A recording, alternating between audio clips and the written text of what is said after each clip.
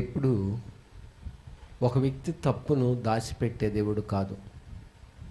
పరిశుద్ధాత్మ దేవుడు మనలో ప్రతి ఒక్కరి విషయంలో కూడా ప్రతిదీ బయట పెట్టి మనకు చూపిస్తారు.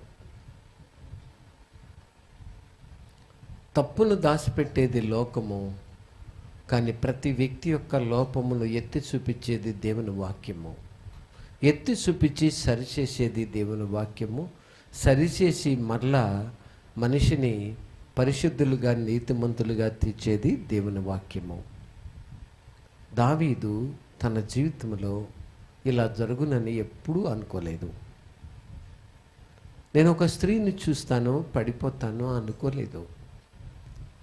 దావీదు రాజ్య పరిపాలన చేయటంలో చాలా బలవంతులుగా ఉన్నారు, సామర్థ్యం గల వ్యక్తిగా ఉన్నారు. అతన్ని పడగొట్టుటకు అపవాది పొంచి ఉన్నాడు.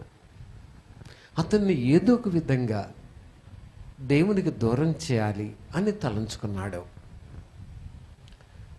ఇది దావీదుకు తెలీదు.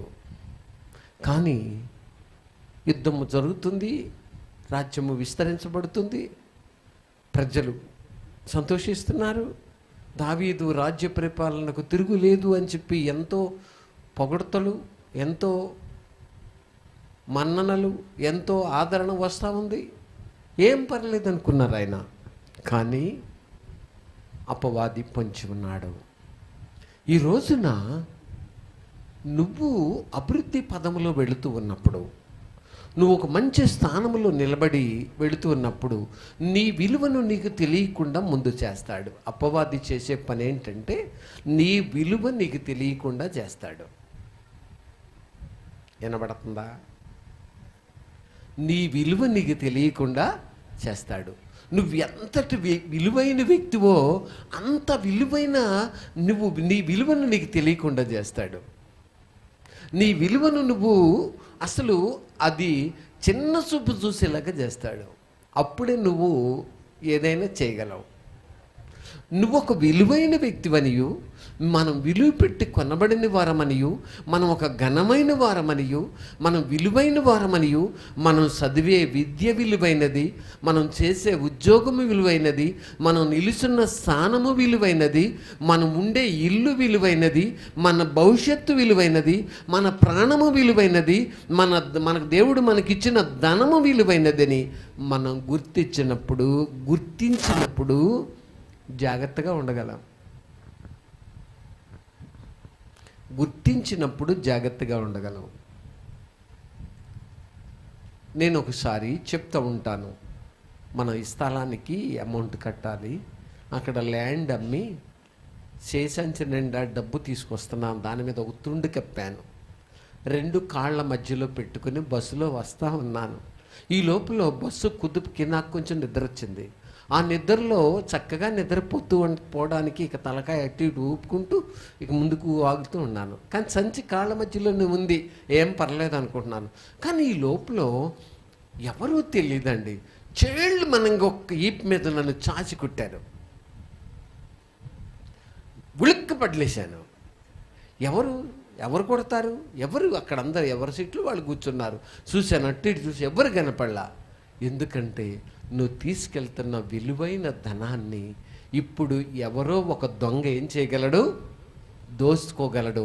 ఇప్పుడు అక్కడ రిజిస్ట్రేషన్ ఈ టైంలో, ఇంత క్రిటికల్ టైంలో ఈ డబ్బు దోసుకుంటే అక్కడ నువ్వు రిజిస్ట్రేషన్ ఏం చేయలేవు, చేయించలేవని దేవుడు ఏం చేశారంటే నాకు ఒక దెబ్బ కొట్టి మెలకువ చేశారు.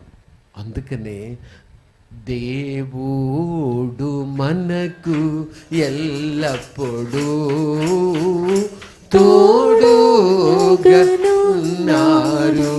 దేవుడు మనకు ఎల్లప్పుడూ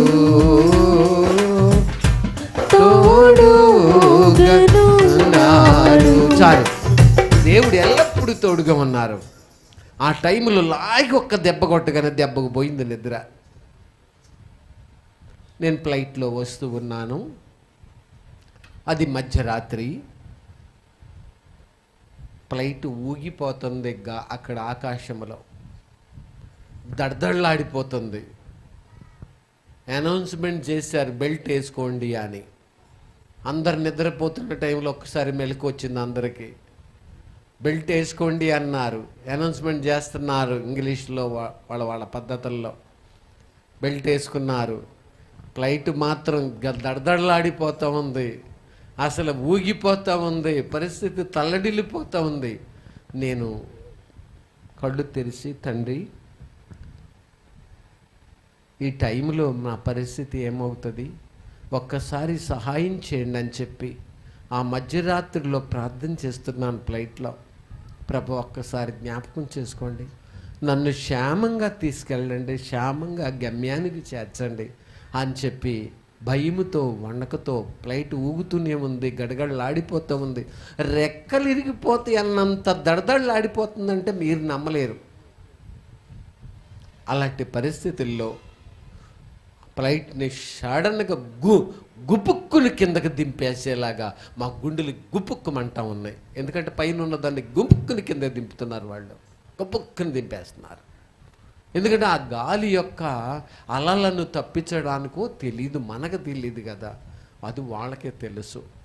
అది ఎంత వేగంతో వెళుతుందో వాళ్ళకే తెలుసు. చూసారా, ప్రభు అంటున్నారు, నేను నిన్ను క్షేమంగా తీసుకెళ్తానని నువ్వెరుగువా. దేవుడు ఏం చేస్తున్నారు, ఫ్లైట్లో ఏం చేస్తున్నారు, మాట్లాడుతూ ఉన్నారు. నేను నిన్ను క్షేమంగా తీసుకెళ్తానని నువ్వెరుగువా. నీ రాకపోకలు యందు యెహోవా నిన్ను కాపాడునని నీ వాక్యము చదవలేదా అని దేవుడు మాట్లాడి నన్ను బలపరిచినారు.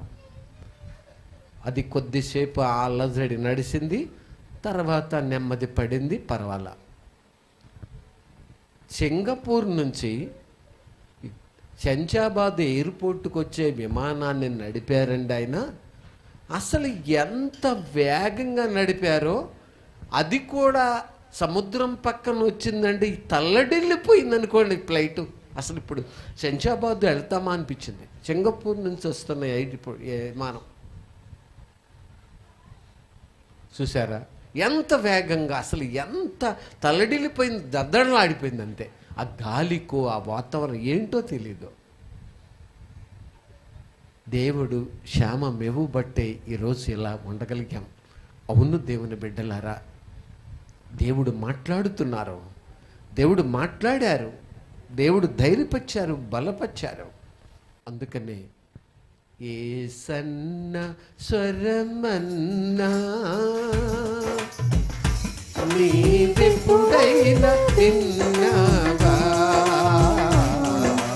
యేసన్న స్వరమన్నా ఏదెను తోటలో ఆదాము చెడగా ఆ దేవుడే పిలిచే, ఏదెను తోటలో ఆదాము చెడగా ఆ దేవుడే పిలిచే, ఎదుటను మృగక దాగిన ఆదాము ఎదుటను మృగక దాగిన అటులాని నీవును దాగేదవా, అటులాని నీవును దాగేదవా.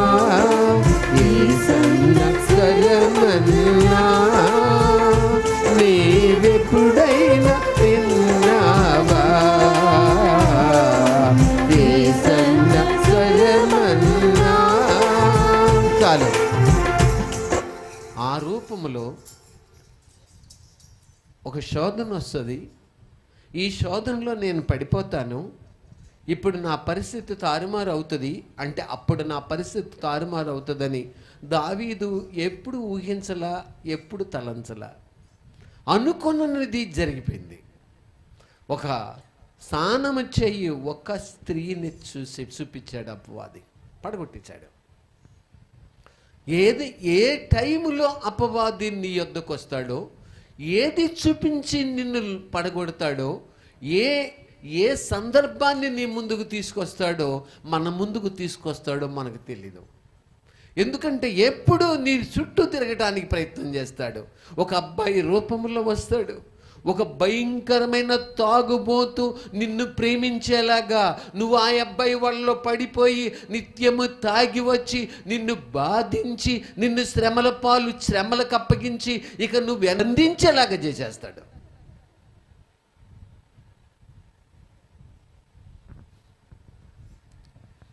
నేను ఒకసారి వికారాబాద్ వెళ్ళాను. అక్కడ వెళ్ళినప్పుడు ఒక సహోదరి గుమ్మం లోపల ఉండి మెడకాయ మాత్రం ఆ తల మాత్రం బయటికి పెట్టి వందనాలు చెప్పి ఒకటే ఏడుస్తూ ఉన్నారు. ఏమ్మా ఎందుకు ఏడుస్తున్నావు? నేను క్రైస్తవ కుటుంబంలో పుట్టిన బిడ్డను, నేను దేవుని యందు విశ్వాసం ఉంచిన బిడ్డను, సండే స్కూల్ మొదలుకొని నేను దేవుని సన్నిధికి వెళ్ళి దేవుని వాక్యాన్ని విని భక్తి చేసిన బిడ్డను. మా ఇంటి పక్కన అద్దెకొచ్చిన ఒక ముస్లిం యొక్క ఆ యవనస్తుడు వాళ్ళలో నేను పడిపోయాను. నువ్వు బయటకు వస్తే నేను నరికేస్తానని చెప్తూ ఉన్నారు మా ఆయన. నన్ను ఒక మీటింగ్కి పోనీలేదు, మీటింగ్కి దూరం చేసినాడు, ఆదివారం దూరం చేసినాడు, ప్రార్థనకు దూరం చేసినాడు, వాక్యానికి దూరం చేసిన. నా పరిస్థితి అంధకారం అయిపోయిందని తల్లడిల్లిపోయి ఏడుస్తూ ఉంది. ఆయింది తప్పు కాదు, నీది తప్పు కాదు. నిజమా? ఆయింది తప్పు కాదు, నీది తప్పు కాదు. మరి ఏంటయ్యా, ఏంటి పరిస్థితి అంటే నువ్వు మంచి భక్తిలో ఉంటున్నావనియో, నువ్వు ప్రార్థనలో ఉంటున్నావనియో, నీ పేరు జీవ గ్రంథమందు రాయబడి ఉన్నదనియో, నువ్వు దేవుని చేతిలో ఉన్నావనియో, దేవుని బిడ్డగా ఉన్నావనియో, దేవుడు చెప్పింది నువ్వు చేస్తున్నావనియో, దేవుని చిత్తము చేసే మనసు నువ్వు కలిగి ఉన్నావనియో, నువ్వు ప్రతి కార్యము ద్వారా దేవుని గణపరిచే మంచి వృధము నీకున్నదనియో అపవాది చూస్తున్నాడు. ఇక నిన్ను వెంటాడుతున్నాడు. ఎలాగ నిన్ను పట్టుకోవాలి, ఏ రూపంలో పట్టుకోవాలి, ఏమేస్తే పట్టుకోవాలి, నీకు ఏ ఎర్ర చూపిస్తే పట్టుకోవాలి అని ఎదురు చూస్తున్నాడు. అందుకనే హబక్కూకు రాసిన గ్రంథము 1వ అధ్యాయము 15వ వచనం, వాడు గాలమ వేసి మానవులందరినీ గుచ్చి లాగి ఉన్నాడు, ఉరులు వగ్గి ఏం చేస్తున్నాడట? చిక్కించుకొనుచున్నాడు. వాడు గాలమ వేసి మానవులను అందరినీ గుచ్చి లాగి ఉన్నాడు, ఉరులు వగ్గి. అంతే, దావీదుని ఏం చేశాడు? ఉరులు వగ్గి చిక్కించుకున్నాడు. ఒక అమ్మాయి ఏడ్చుకుంటూ వచ్చింది దేవుని సేవకుల దగ్గరకు. ఏమ్మా ఎందుకు ఏడుస్తున్నావు? అయ్యా, మా ఆయన పచ్చి తాగుబోతాం, రోజు నన్ను ఇంటి చుట్టూ తిప్పించి కొడుతున్నాడు, అసలు చాలా శ్రమల పాలు చేస్తున్నాడు, ఏం చేయాలో అర్థం కావట్లేదు, ఇదే నా సమస్య అంటే. అమ్మ, నీకు వివాహం కాకమునుపు ఏమనుకున్నావు అని అడిగారట. మరి ఎందుకు అడిగారో నాకు తెలీదు. అప్పుడు ఆమె చెప్పిందట, వివాహం అవడం కొంచెం లేట్ అవుతుంటే ఎవడో ఒకడు దొరికితే బాగుండు అనుకున్నానయ్యా అందంట. ఎవరు దొరికితే బాగుండు? ఎవడో ఒకడో దొరికితే బాగుండు అనుకుందట. ఆ ఎవడో ఒకడు ఎవరు దొరికాడు? తాగుబోతు దొరికాడు. తాగుబోతు దొరికి ఏం చేస్తున్నాడు? ఇప్పుడు నెమ్మది లేకుండా చేస్తున్నాడు. దేవుని బిడ్డ, ఈ రోజున నీ ఇంటిలో శ్రమ ఉందా? ఈ రోజున నీ హృదయంలో ఒక శోధన ఉందా? నీ హృదయంలో కలవరం ఉందా? నీ ఇంటిలో ఒక శోధన ఉందా? నీ హృదయంలో ఒక భయం ఉందా? ఒక కలవరం ఉందా? నిన్ను ఏది వెంటాడుతుందో, ఏ భయము నీ హృదయంలో ఉందో, ఏ ధైర్యము నువ్వు కోల్పోయిన స్థితిలో ఉన్నావో నీకు తెలియకపోవచ్చు, లేక తెలిసి ఉండవచ్చు.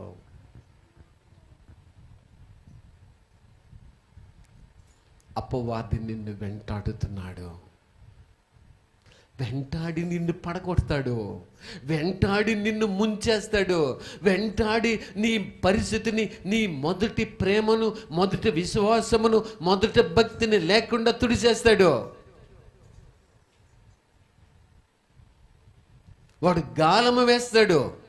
దావీదుకి ఒక శరీర ఆశ అనే గాలము వేసేసి ఏం చేశాడండి? చిక్కించుకున్నాడు. ఇంకా దావీదు చిక్కపడ్డాడంతే, అపవాది చేతిలో బానిసైపోయినాడు. ఈ రోజున దావీదే కాదు, నిన్ను కూడా నన్ను కూడా మనల్ని కూడా పట్టుకుని పాపమునకు బానిసలుగా చేసి ఇక దేనికి పనికిరాని వారినిగా ఒక సవిసారం లేని వారిగా చేయడానికే అపవాది పొంచి ఉన్నాడు. చేయడానికే పొంచి ఉన్నాడు. ఏం చేయడానికి? సారము. మన బ్రతుకుల్లో మనం సంతోషించలేని స్థానానికి తీసుకుపోతాడు. నీ ప్రాణం మీద నీకు విరక్తి పుట్టించే అంత స్థాయికి తీసుకుపోతాడు. ఇక నేను చనిపోతే బాగుంటుంది, ఇక నేను బ్రతకూడదు, ఇక వద్దు, ఈ సంసారం వద్దు, ఈ డబ్బు వద్దు, ఈ ఉద్యోగం వద్దు, ఈ పొలం వద్దు, ఈ భార్య, ఈ పిల్లలు, ఇదంతా వద్దు, ఈ లైఫ్ వద్దు అని నీ మీద నీకే విరక్తి చెందేలాగా చేస్తాడు. అందుకని సాతాను బంధాలలో జీవాపుడంబలలో సాతాను బంధాలలో జీవాపుడంబలలో పడనీయక దరిచరనీయక దరిచరనీయక తన కృపలో నిరతంబు నిలిపెను, తన కృపలో నిరతంబు నన్ను నిలిపెను, నన్నెంతగానో ప్రేమించెను. చాలు ప్రియులారా, ఎప్పుడు పట్టుకోవాలి? నీ పిల్లలను పట్టుకుని నీకు ఎలా శ్రమ తెప్పించాలి, నిన్ను పట్టుకుని నిన్ను ఎలా శ్రమల్లో పడగొట్టాలి, నీ పరిస్థితిలో ఎల్లప్పుడూ నిరుత్సాహానికి నిన్ను ఎలా గురి చేయాలి, ఇది అపవాది యొక్క తంత్రం. నీవు అసలు మరలా దిద్దుకోలేని సమస్యలో ఎలా పడేయాలి, మరలా బయటికి రాని చిక్కుల్లో ఎలా పడేయాలి, మళ్ళీ ఈ ఎన్నడూ ఓడని ఒక బలమైన ముడి నీకు ఎలా వేయాలి. ఎంత భయంకరమైన చెడ్డవాడో, ఎంత భయంకరంగా నిన్ను చిక్కించుకుంటాడో నీకు తెలీదు, నాకు తెలీదు, మనకు తెలీదు, కానీ ప్రభువుకి తెలుసు. అందుకనే వాడు గాలము వేసి ఏం చేస్తున్నాడు? మానవులందరినీ గుచ్చాడు, మనసుకు గుచ్చేసాడు, లాగేస్తాడు. అందుకనే ధనము మీద కష్టపడి డబ్బు ఆస్తి సంపాదిస్తున్నాననే ఆ మంచి ప్రేమ కలిగిన ఆప్యాయతలు మాయమైపోతాయి దెబ్బకి. ఇంకెక్కడుంది? గాలము వేసి గుచ్చేశాడు, గుచ్చి లాగేశాడు. పరిస్థితి మారిపోయింది. గాలం అనుకుంది, ఇప్పుడు శాప గాలానికి వెళ్ళిపోయింది.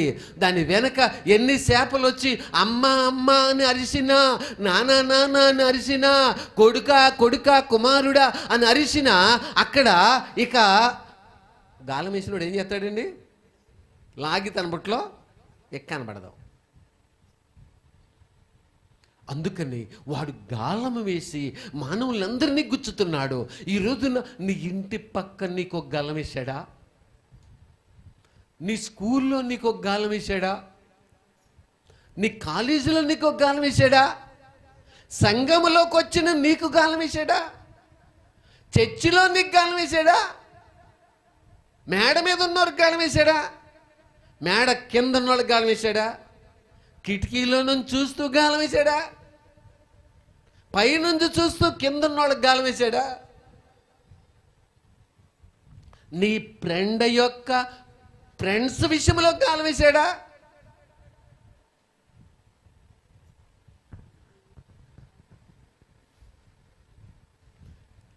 నువ్వు ఇప్పుడు ఏ గాలానికి పట్టి ఉన్నావు? ఏ గాలపు ముళ్ళుకు తగిలించబడి ఇక రాలేని స్థితిలో నువ్వు ఉన్నావు? వాడు గాలం వేశాడు. దావీదుకు గాలం వేస్తూ ఉన్నాడు. ఒక రోజున దావీదు అనే శాప అపవాది యొక్క గాలం ముళ్ళుకి ఏమైంది? పట్టేసింది. ఇంకా దావీదు వచ్చి లాక్కునే స్థితి లేదు.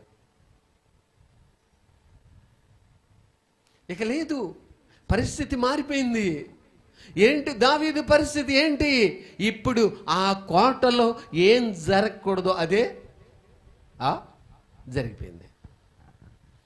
ధర్మశాస్త్రం ఏం చెప్పింది? నీ పొరుగువాని భార్యను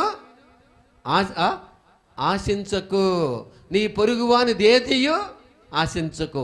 ఆ ఆజ్ఞ దావీదు ఏం చేశారు? మీరిపోయారు. ఇప్పుడు పరిస్థితి మారిపోయింది. ఏం చేయాలో అర్థం కావట్లా. ఆయన జీవితంలో చేయరాని పని చేసేసాను అనే తర్వాత పశ్చాత్తాపడి పరుపు తేలిపోయే అంతగా ఏడ్చేశారు.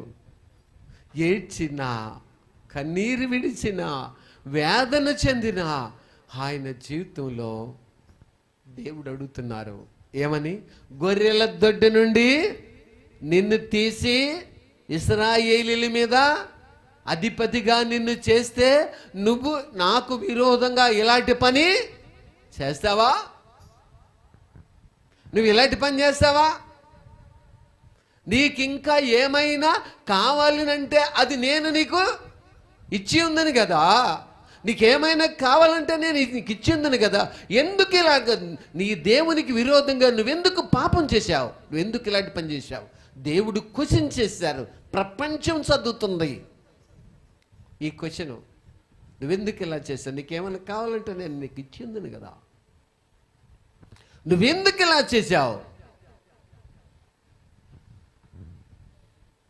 లోకము పాపము చేయమని పురుకొల్పుతుంది. లోకము పాపము చేయడానికి అనేక రకాలుగా ప్రోత్సహిస్తుంది. కానీ క్రీస్తు ప్రభు నిన్ను నన్ను ఆయన సిలువ చాటున దాచుకుని ఏ విధమైన పాపము అంటకుండా, ఏ దుష్టుడు ముట్టకుండా కాపాడటానికి పిలుస్తూ ఉన్నారు. రండి ఉత్సాహించి పాడుదాము, రక్షణ దుర్గము మన ప్రభువే.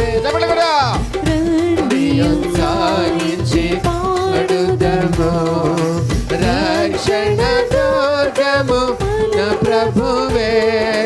రాణి కృతజ్ఞత స్తోత్రముతో రాజు సన్నిధి ఎగుదము.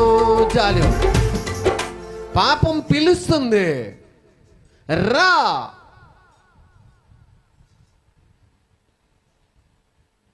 చూసారా? లోకము పిలుస్తుంది, దేవుడేమో అది కాదు. నువ్వు నా రాజ్యములో జీవగ్రంథములో నీ పేరు రాయబడే భక్తి నువ్వు చేశావు. మళ్ళా గాలము ముళ్ళు వైపు నువ్వు చూడవద్దు. మళ్ళా ఆ లోకము యొక్క గాలము ముళ్ళు వైపు చూసి దానిలో నువ్వు చిక్కబడవద్దు.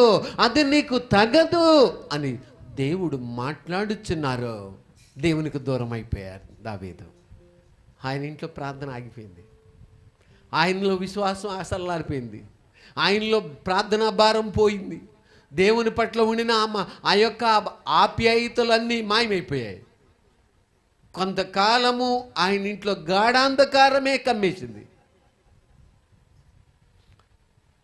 పరిస్థితి మారిపోయింది. సాతానుడు మేయించి తీసేసాడు. ఇంట్లో అంతా చీకటైపోయింది. ఇంకేం చేస్తాడు? ఏం చేయాలో తోసలేదు దావీదుకి. తన తప్పును కప్పిపెట్టుకోవడానికి నానా ప్రయత్నాలు చేస్తూ ఉన్నారు ఆయన. కానీ జరగకూడని పరిస్థితి జరిగిపోయింది. దేవునికి విరోధంగా పాపం చేశానని బాధ ఆయనలో మిగిలిపోయింది. ఆయన హృదయం తల్లడిల్లిపోతుంది. ఏం చేయాలో అర్థం కాల. అనవసరంగా ఆమెను నా కోటలకు తెప్పించుకున్నాను, అనవసరంగా ఆమె మీద నా చెయ్యి వేశాను, ఎందుకు ఇలాంటి పని చేశాను, నాకు నా దేవునిని విడిచి నేను ఎందుకు ఇలాగా జారిపోయాననే దుఃఖం ఆయనలో ఉండింది. నిజం ప్రియులారా, లోపలికి పోయి ఒక రకంగా ఏడుస్తూ, ఒక రకంగా బాధపడుతూ, ఒక రకంగా రాజ్యం యొక్క అధిపతిగా ఇశ్రాయేలు రాజుగా ఉంటూ నేనేనా ఇలా చేసింది, నేనేనా ఇలా చేసింది అని తను తాను ప్రశ్నించుకుంటూ. చూసారా? అపవాది నిన్ను నీ కోసం పొంచి ఉన్నాడు, ఎప్పుడైనా పొంచి ఉన్నాడు. చర్చికి వచ్చాక కూడా ఇక్కడ ఎవరో ఒకరిని నీ ముందు పెట్టి ఎరగా పెడతాడు. ఇక్కడికి వచ్చిన తర్వాత ఒక యవనస్తుడు కానీ ఇక్కడికి వస్తే ఎవరో ఒక అమ్మాయిని ఎరగా పెడతాడు, ఎవరో ఒక అబ్బాయిని ఎరగా పెడతాడు. అందుకనే నువ్వు ఏ పరిస్థితిలోనైనా సరే, ఎంత నీకు ఎన్ని ఎరలు పెట్టినా, ఇప్పుడు నాకు ఇది సమయము ఏం చెప్పాలి, ఇది నాకు సమయము కాదు, నాకు సమయము కాదు.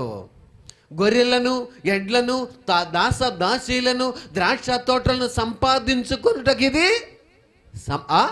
సమయమా? దేవుని సేవకులు అడుగుతున్నారు గెహజీని, ఏమయ్యా ఇప్పుడు ద్రాక్ష తోటలను, దాసీలను సంపాదించుకోవడానికి ఇది సమయమా?